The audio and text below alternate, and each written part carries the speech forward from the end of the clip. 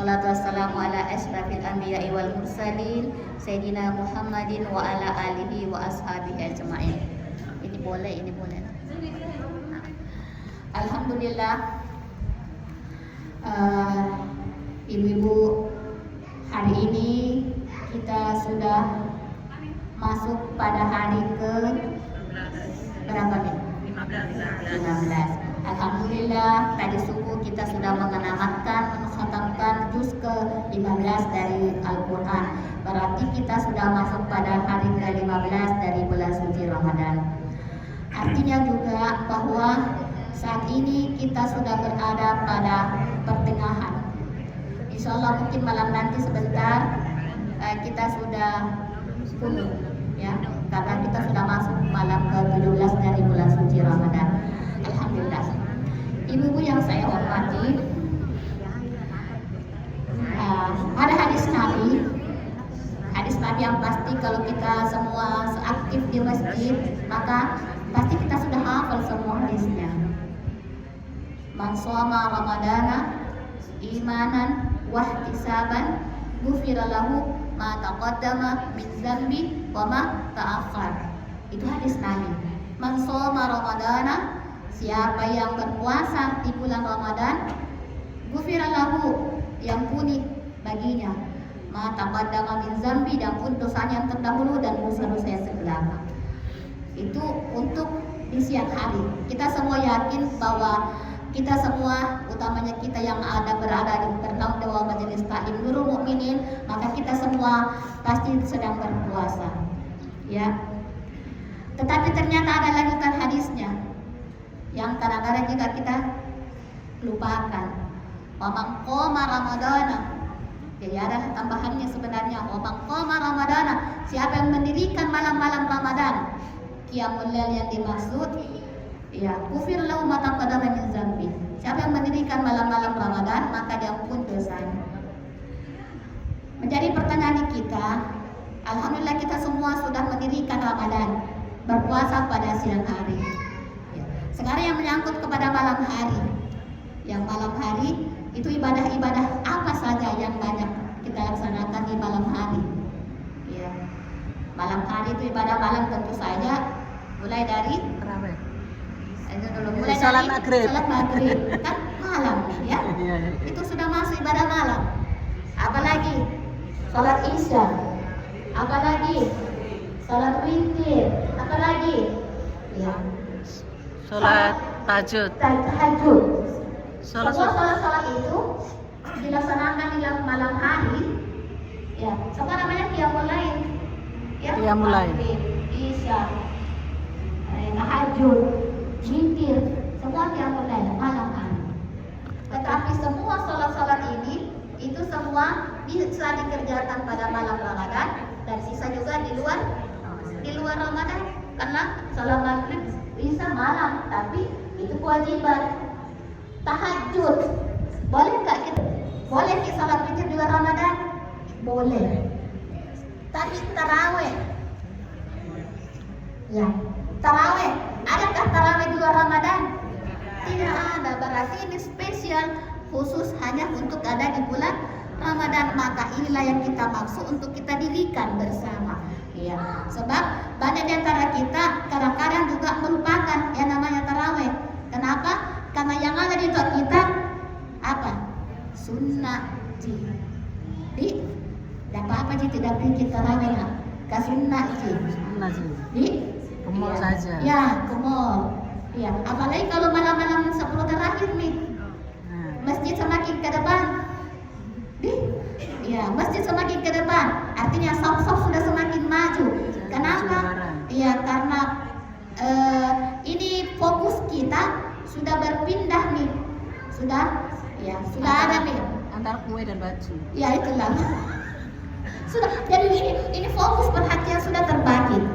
Kalau awal-awal Ramadan 10 pertama kita masih fokus di tarawih di masjid. Tapi masuk malam kedua, pembagian yang kedua, 10 yang kedua, kita sudah kasat tusu, apalagi sekarang tanggal baru. Apa yang mau dipikirkan? Pasti di rumah anak sudah berpikir nih, Ma, kapan kita cari baju baru? Itu sudah masuk masuk di rekaman kita. Setelah lepas itu 10 terakhir, maka ibu-ibu akan terfokus lagi pikiran yang lain. Bagaimana menyiapkan hidangan untuk Lebaran. Ya, akhirnya ini yang dinamakan terbagi kita punya perhatian. Ya. Sekarang menjadi pertanyaannya, tidak bolehkah itu? Tidak bolehkah kita memikirkan yang lain-lain? Iya. Jawabannya itu benar, itu bukan tidak salah. Iya, kenapa? Karena kita juga punya niat menyambut tamu. Ya, bahkan hadisnya juga termasuk juga hadis bahwa kita berbahagia menyambut hari kemenangan. Cuma menjadi persoalan di kita, jadi utamanya kita ini bicara tentang ibu-ibu. Apalagi di usia-usia seperti kita sekarang ini. Ya, di usia-usia seperti kita sekarang ini, usia-usia masih ada di sini 30 tahun dikit antara kita. Dari kapan nih? Masih ada tahun 30 tahun. Masih ada tahun 30 tahun. Alhamdulillah.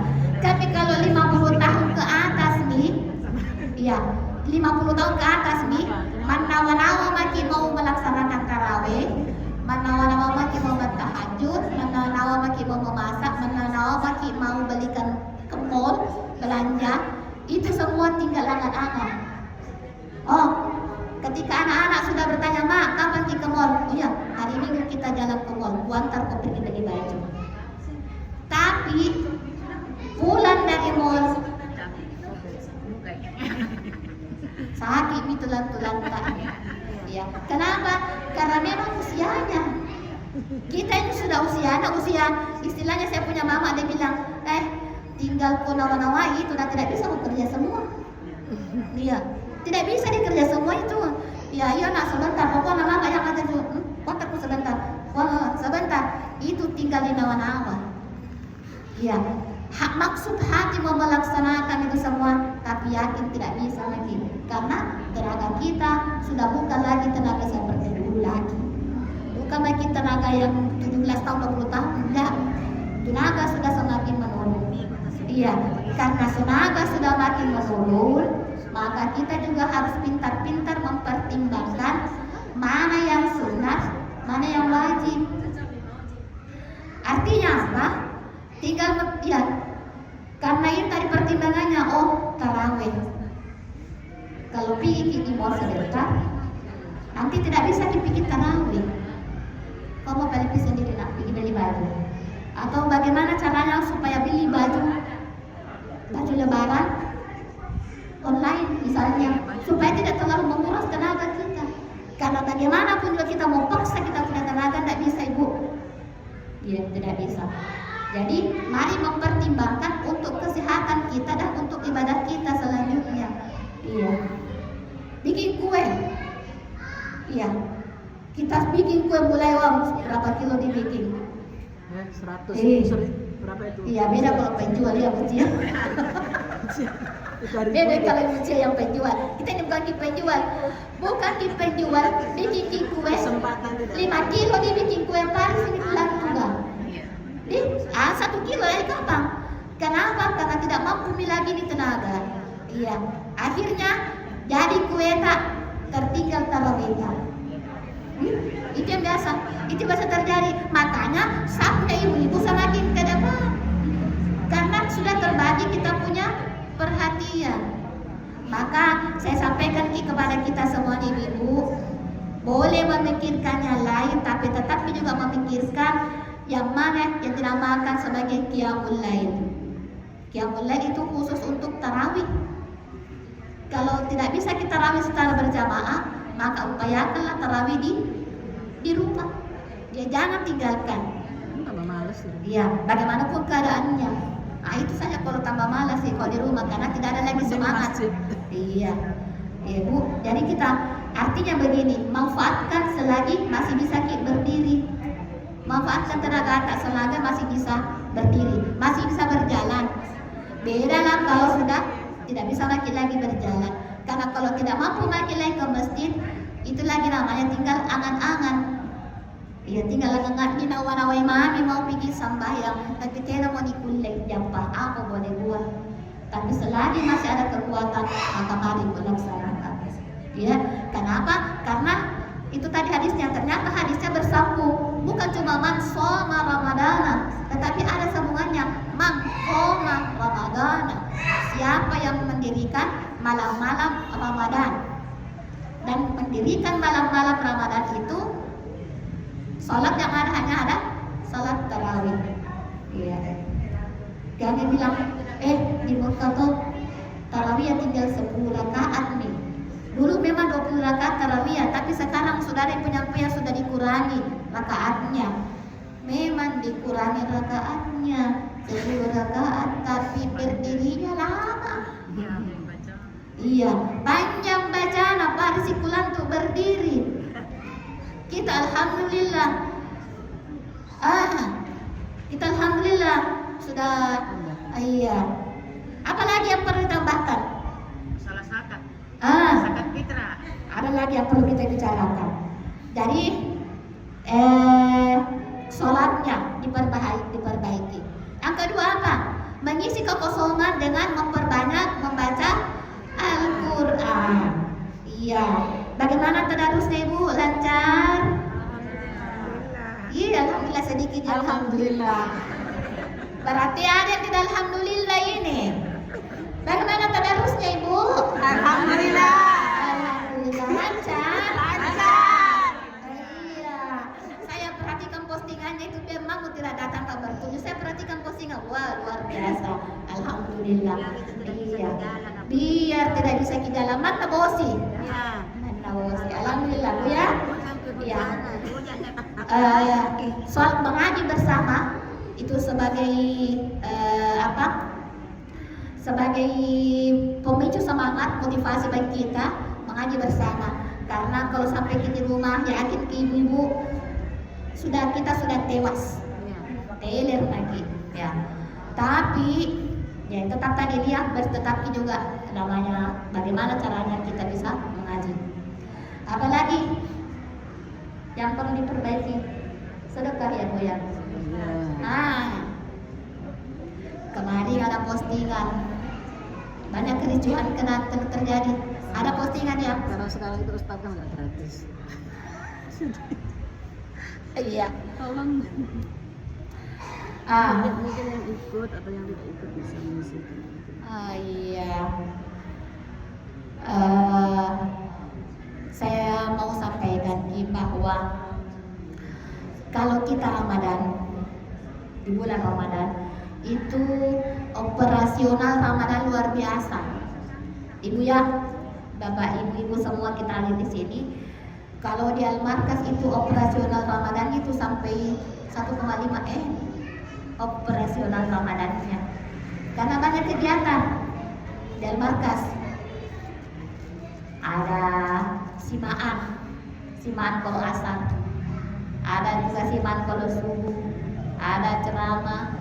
Itu namanya operasional Ramadan di Al-Markas. Dan itu sebenarnya juga dana-dananya dari masyarakat. Jadi memancing semua masyarakat supaya ikut berpartisipasi dalam menghidupkan malam-malam yang ada di bulan Ramadan. Begitu pula dengan di masjid kita ini. Saya yakin sekali bahwa di masjid kita juga ini banyak, makanya ada orang misalnya setiap kali kena musibah dia langsung kirim sedekah. Kenapa? Karena itu bisa menutupi dan mengganti kembali.